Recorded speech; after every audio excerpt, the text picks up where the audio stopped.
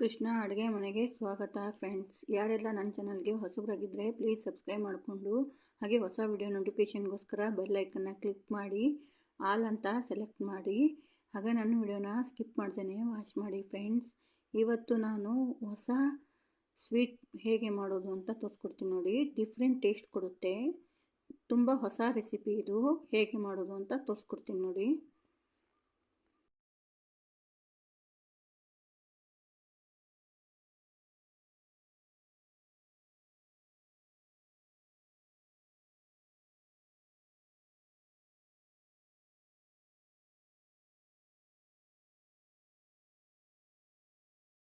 ಎರಡು ಲೋಟ ಸಕ್ಕರೆ ತೊಗೊಂಡಿದ್ದೀನಿ ನೋಡಿ. ಹಾಗೆ ಇಲ್ಲಿ 2 ಲೋಟ ಮೈದಾ ಹಿಟ್ಟು ತೊಗೊಂಡಿದ್ದೀನಿ. ರುಚಿಗೆ ತಕ್ಕಷ್ಟು ಉಪ್ಪು, ಇಲ್ಲಿ 2 ಸ್ಪೂನ್ ತುಪ್ಪ, ಹಾಗೆ ಅಡುಗೆ ಸೋಡಾ, ಕೇಸರಿ ದಳ, ಏಲಕ್ಕಿ ಪೌಡ್ರು, ಇಷ್ಟೆಲ್ಲ ಐಟಮ್ ಇಟ್ಕೊಂಡಿದ್ದೀನಿ ನೋಡಿ. ಈ ಕಡೆ ಒಂದು ಬೌಲ್ ಇಟ್ಕೊಂಡಿದ್ದೀನಿ ನಾನು. ಆ ಬೌಲ್ಗೆ 1 ಬಟ್ಲು ಮೈದಾ ಹಿಟ್ಟು ಹಾಕಿದ್ದೀನಿ, ಇನ್ನೊಂದು ಬಟ್ಲು ಮೈದಾ ಹಿಟ್ಟು ಹಾಕಿದ್ದೀನಿ. ಟೋಟಲ್ 2 ಬಟ್ಲು ಮೈದಾ ಹಿಟ್ಟು ಹಾಕಿದ್ದೀನಿ. ಹಾಗೆ ಇಲ್ಲಿ ಅಡುಗೆ ಸೋಡಾ ಹಾಕಿದ್ದೀನಿ ನೋಡಿ. ರುಚಿಗೆ ತಕ್ಕಷ್ಟು ಉಪ್ಪು ಸ್ವಲ್ಪ. ಯಾವುದೇ ಸ್ವೀಟ್ ಮಾಡೋಕ್ಕೆ ಹೋದ್ರೂ ಸ್ವಲ್ಪ ಉಪ್ಪು ಹಾಕಲೇಬೇಕು. ನಾನು 2 ಸ್ಪೂನು ತುಪ್ಪ ಹಾಕ್ಕೊತಾ ಇದ್ದೀನಿ ನೋಡಿ. ಹಾಗೆ ನೀರು ಹಾಕ್ಕೊಂಡು ಸ್ವಲ್ಪ ನೀರು ಹಾಕ್ಕೊಂಡು ನಾನು ಚಪಾತಿ ಹದಕ್ಕೆ ಬರೋವರೆಗೂ ಕಲಿಸ್ತೀನಿ. ಚಪಾತಿ ಕಣಕ ಯಾವ ಥರ ಇರುತ್ತೋ ಆ ಥರ ನಾವು ಕಲಿಸ್ಕೊಂಡ್ರೆ ಸಾಕಾಗುತ್ತೆ. ಇಲ್ಲಿ ನೋಡಿ, ತುಂಬ ಗಟ್ಟಿ ಇರಬಾರ್ದು, ತುಂಬ ತಿಳು ಇರಬಾರ್ದು, ಮೀಡಿಯಮ್ ಆಗಿರಬೇಕು. ಅಲ್ಲಿವರೆಗೂ ಕಲಿಸ್ಕೊತೀನಿ ನಾನು. ಸ್ವಲ್ಪ ನೀರು ಹಾಕಿ ನೋಡಿ. ಲಾಸ್ಟಲ್ಲಿ ಸ್ವಲ್ಪ ತುಪ್ಪ ಹಾಕ್ಕೊತಾ ಇದ್ದೀನಿ.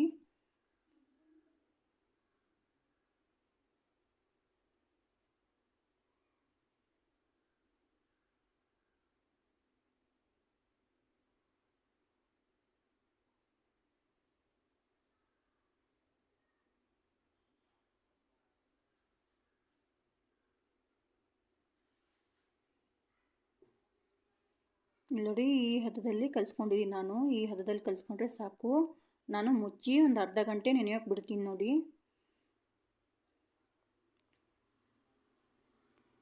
ಇವಾಗ ಅರ್ಧ ಗಂಟೆ ನೆಂದಿದೆ. ನಾನು ಇದನ್ನು 3 ಭಾಗ ಮಾಡ್ಕೊತಾ ಇದ್ದೀನಿ ನೋಡಿ.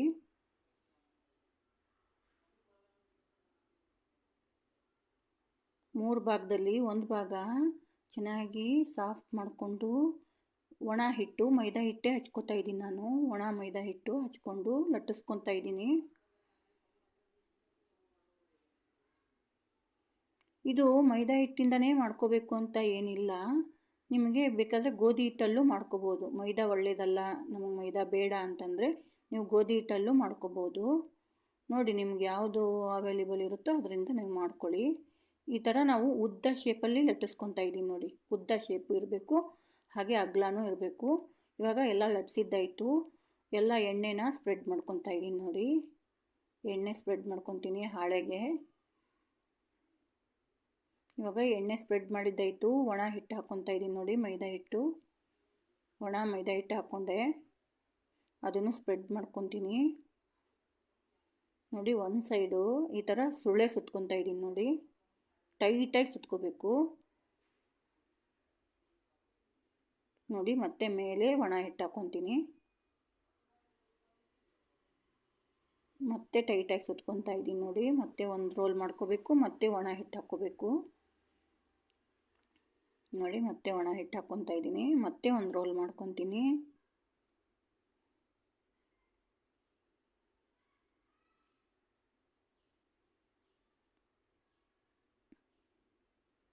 ನೋಡಿ. ಮತ್ತೆ ಒಣ ಹಿಟ್ಟು ಹಾಕ್ಕೊತೀನಿ.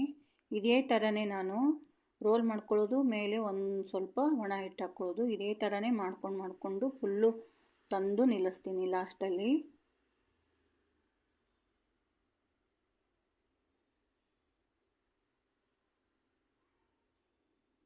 ನೋಡಿ. ಲಾಸ್ಟಲ್ಲಿ ಸ್ವಲ್ಪ ನೀರು ಹಚ್ಕೊತಾ ಇದ್ದೀನಿ ನೋಡಿ.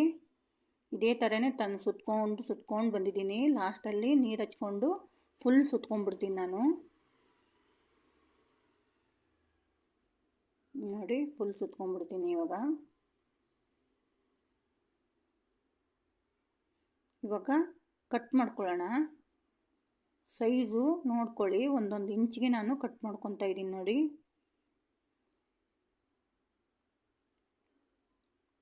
ಥರ ನಾನು ಸೈಜ್ ನೋಡಿಕೊಂಡು ಕಟ್ ಮಾಡ್ಕೊಳ್ಳಿ.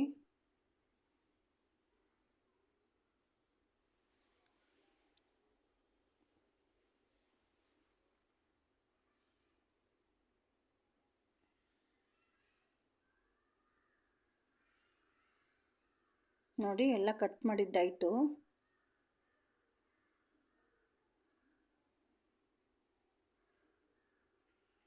ಇವಾಗ ನಾನು ಮೇಲೆ ಒಂದು ಸ್ವಲ್ಪ ಪ್ರೆಸ್ ಮಾಡ್ಕೊತೀನಿ ನೋಡಿ. ಸ್ವಲ್ಪ ಮೇಲೆ ಚಪ್ಪಟೆ ಮಾಡ್ಕೊತೀನಿ. ಸ್ವಲ್ಪ ಪ್ರೆಸ್ ಮಾಡಿದ್ರೆ ನೀಟಾಗಿ ಕುತ್ಕೊಳ್ಳುತ್ತೆ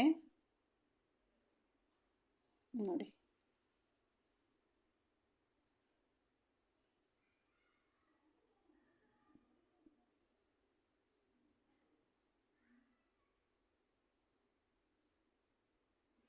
ಎಲ್ಲನೂ ನಾನು ಇದೇ ಥರನೇ ಪ್ರೆಸ್ ಮಾಡಿಕೊಂಡು ಇಟ್ಕೊತೀನಿ.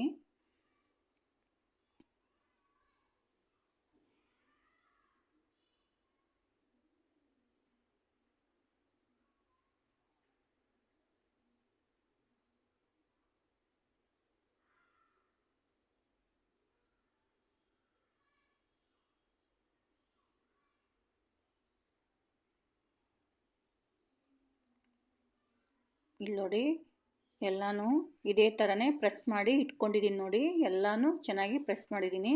ಈ ಕಡೆ ನೋಡಿ ಒಂದು ಪಾತ್ರೆ ಇಟ್ಟಿದ್ದೀನಿ. ಪಾತ್ರೆಗೆ 2 ಲೋಟ ಸಕ್ಕರೆ ಹಾಕ್ಕೊತಾ ಇದ್ದೀನಿ ಪಾಕ ಮಾಡ್ಕೊಳ್ಳೋಕ್ಕೋಸ್ಕರ. 2 ಲೋಟ ಸಕ್ಕರೆ ಹಾಕಿದ್ದೀನಿ. 2 ಲೋಟ ನೀರು ಹಾಕ್ಕೊತಾ ಇದ್ದೀನಿ ನೋಡಿ. ಇವಾಗ ಇದು ಚೆನ್ನಾಗಿ ಕರಗಬೇಕು. ಕರಗೋವರೆಗೂ ನಾವು ಕೈ ಬಿಡದೇ ಕೈ ಆಡಿಸ್ತಾ ಇರಬೇಕು.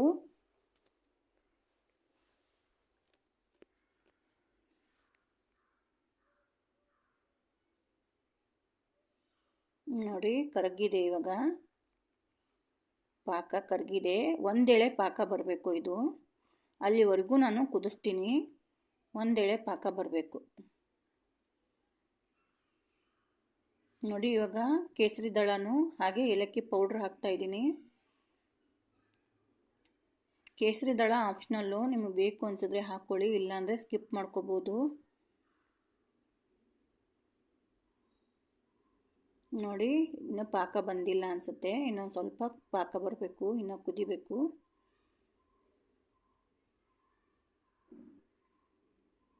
ನೋಡಿ ಪಾಕ ಬಂದಿದೆ ನೋಡಿ. ಎಳೆ ಬರ್ತಾ ಇದೆ ನೋಡಿ, ಕಾಣಿಸ್ತಾ ಇದೆಯಾ? ಎಳೆ ಪಾಕ, ಎಳೆ ಬಂದಿದೆ. ಪಾಕ ರೆಡಿ ಆಯಿತು. ಸೈಡಲ್ಲಿ ಇಟ್ಕೊತೀನಿ. ಈ ಕಡೆ ನೋಡಿ ಒಂದು ಕಡಾಯಿ ಇಟ್ಟಿದ್ದೀನಿ ಕರಿಯೋದಕ್ಕೋಸ್ಕರ. ಹಾಗೆ ಎಣ್ಣೆ ಹಾಕ್ಕೊತೀನಿ ನೋಡಿ.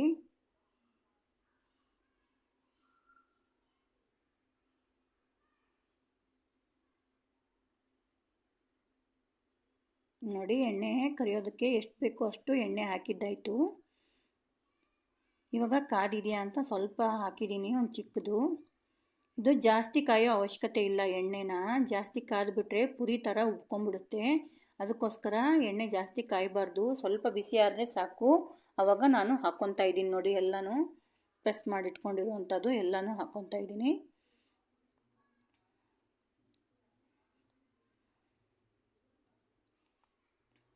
ಇವಾಗ ಹಾಕಿದ ತಕ್ಷಣ ನಾವು ಕೈ ಆಡಿಸ್ಬಾರ್ದು. ಸ್ವಲ್ಪ ಹೊತ್ತು ಬಿಟ್ಟು ನಾನು ಕೈ ಆಡಿಸ್ತಾ ಇದ್ದೀನಿ.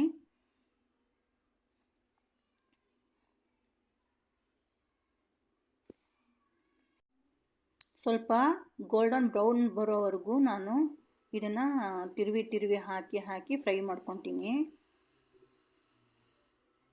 ತುಂಬಾ ಟೇಸ್ಟಿಯಾಗಿರುತ್ತೆ ಫ್ರೆಂಡ್ಸ್, ತುಂಬಾ ಕ್ರಿಸ್ಪಿಯಾಗಿರುತ್ತೆ. ನನ್ನ ರೀತಿಯಲ್ಲಿ ಟ್ರೈ ಮಾಡಿ ನೋಡಿ. ಇಷ್ಟ ಆದರೆ ಲೈಕ್ ಮಾಡಿ, ಕಮೆಂಟ್ ಮಾಡಿ, ಶೇರ್ ಮಾಡಿ, ಹಾಗೆ ಸಬ್ಸ್ಕ್ರೈಬ್ ಮಾಡೋದನ್ನು ಮರಿಬೇಡಿ ಫ್ರೆಂಡ್ಸ್. ನೋಡಿ ಎಲ್ಲ ಕರೆದಿದ್ದಾಯಿತು. ಗೋಲ್ಡನ್ ಬ್ರೌನ್ ಬಂದಿದೆ. ತೆಕ್ಕೊತಾ ಇದ್ದೀನಿ. ಇವಾಗ ಇನ್ನೊಂದು ಸರಿ ಕರೆದು ತೋರಿಸ್ತೀನಿ ನೋಡಿ. ತುಂಬಾ ಟೇಸ್ಟಿಯಾಗಿರುತ್ತೆ ಈ ಸ್ವೀಟು. ನೀವು ನಿಮ್ಮ ಮನೆಯಲ್ಲಿ ಟ್ರೈ ಮಾಡಿ ನೋಡಿ, ಖಂಡಿತ ಇಷ್ಟ ಆಗುತ್ತೆ ನೋಡಿ ಫ್ರೆಂಡ್ಸ್. ಇವಾಗ ಇನ್ನೊಂದು ಬ್ಯಾಚಲ್ಲಿ ನಾನು ಎಲ್ಲ ಹಾಕಿದ್ದಾಯಿತು. ಅದನ್ನು ನಾನು ಕರ್ಕೊತೀನಿ ನೋಡಿ.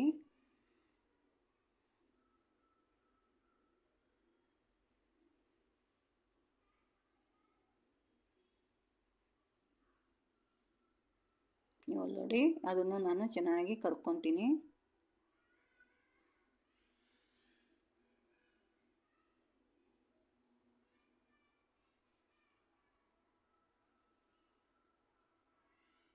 ನೋಡಿ ಅದನ್ನು ಕರೆದಿದ್ದಾಯಿತು. ತೆಕ್ಕೊತಾ ಇದ್ದೀನಿ ನೋಡಿ. ಇವಾಗ ಈ ಕಡೆ ಪಾಕ ಮಾಡಿಟ್ಕೊಂಡಿದ್ನಲ್ಲ, ಆ ಪಾಕಕ್ಕೇ ಕರ್ದಿರೋದನ್ನು ಹಾಕ್ತಾಯಿದ್ದೀನಿ ನೋಡಿ. ಪಾಕ ಬಿಸಿಯಾಗಿರಬೇಕು, ಇದನ್ನು ಬಿಸಿಯಾಗಿರಬೇಕು. ಕರ್ದಿರೋದನ್ನು ಎಲ್ಲನೂ ಪಾಕಕ್ಕೆ ಹಾಕ್ಬಿಡ್ತೀನಿ. ಚೆನ್ನಾಗಿ ಮಿಕ್ಸ್ ಮಾಡ್ಕೋಬೇಕು. ಇವಾಗ ಇದನ್ನು ಒಂದು 5 ನಿಮಿಷ 10 ನಿಮಿಷ ಬಿಟ್ಟು ತೆಕ್ಕೊಂಬಿಟ್ರೆ ರೆಡಿ ಆಗುತ್ತೆ ಈ ಸ್ವೀಟು. ನೋಡಿ, ಪಾಕದಲ್ಲಿ ಮುಚ್ಚಿ ಇಟ್ಟಿದ್ದೀನಿ ನೋಡಿ, ಸರ್ವ್ ಮಾಡಿದ್ದೀನಿ ನೋಡಿ. ಟೇಸ್ಟಿಯಾಗಿರುವಂತಹ ಹೊಸ ರೆಸಿಪಿ, ಹೊಸ ಸ್ವೀಟು, ತುಂಬಾ ಟೇಸ್ಟಿಯಾಗಿರುತ್ತೆ, ಕ್ರಿಸ್ಪಿನೂ ಆಗಿರುತ್ತೆ. ಪ್ಲೀಸ್ ನೀವು ನಿಮ್ಮ ಮನೆಯಲ್ಲಿ ಟ್ರೈ ಮಾಡಿ ನೋಡಿ, ಖಂಡಿತ ಇಷ್ಟ ಆಗುತ್ತೆ ನೋಡಿ ಫ್ರೆಂಡ್ಸ್. ಈ ಸ್ವೀಟು ನನ್ನ ಅಕ್ಕನ ಮಗಳು ಅದಿತಿ ಅಂತ ಬಂದಿದ್ಲು, ಅವಳಿಗಂತೂ ತುಂಬಾ ಇಷ್ಟ ಆಗೋಯ್ತು ಈ ಸ್ವೀಟು. ನೋಡಿ ನೀವು ಟ್ರೈ ಮಾಡಿ, ತುಂಬಾ ಇಷ್ಟ ಆಗುತ್ತೆ ಫ್ರೆಂಡ್ಸ್.